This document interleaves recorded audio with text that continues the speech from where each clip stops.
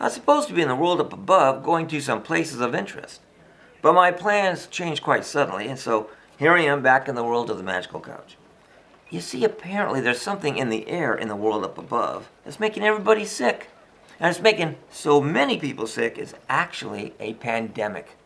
Meaning the outbreak of a disease over a large geographical area like countries and continents that typically affects a large part of the population. Too bad medieval Europe didn't have the medical knowledge or advantages we have today. They suffered from the infamous Bubonic Plague Pandemic that spread through Europe and Asia in the mid-1300s. Also known as the Black Plague, it arrived in Europe in October 1347 when 12 ships from the Black Sea docked at the Sicilian port of Messina. People gathered on the docks were met with a horrifying surprise. Most sailors aboard the ships had perished, and those who hadn't were gravely ill. Sicilian authorities hastily ordered the fleet out of the harbor, but it was too late. Over the next 5 years, over 20 million people would be infected with the disease in Europe, almost 1/3 of the continent's population. Today, scientists believe that the bubonic plague was spread from person to person through the air, as well as through the bite of infected fleas and rats. Both fleas and rats could be found almost everywhere in medieval Europe, especially on all kinds of ships, where they loved making their homes. Most scientists do believe that this is how the plague made its way through one European port city to another. There are some countries in the 1800s that changed their minds about how the bubonic plague was spread, and now believe it was spread through bad hygiene.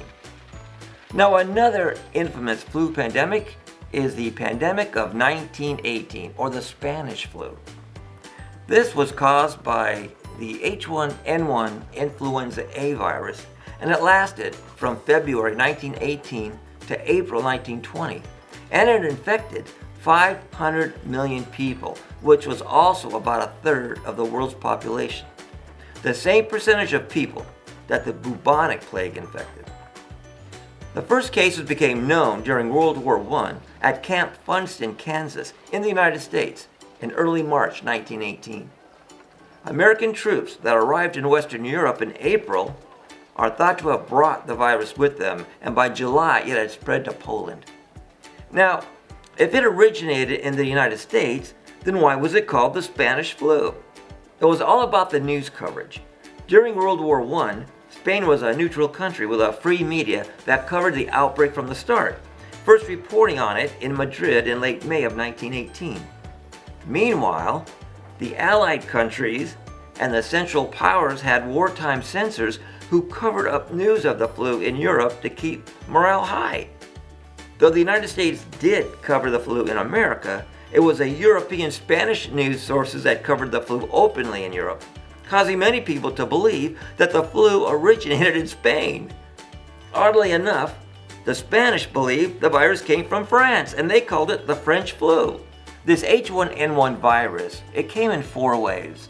The first wave was relatively mild, but the second wave was bad, and a lot of people suffered. You have to listen to the recommendations of the doctors and do what they say. Keep your hands washed frequently during the day, and keep your face covered with something, and stay safe. That's all I can say about that.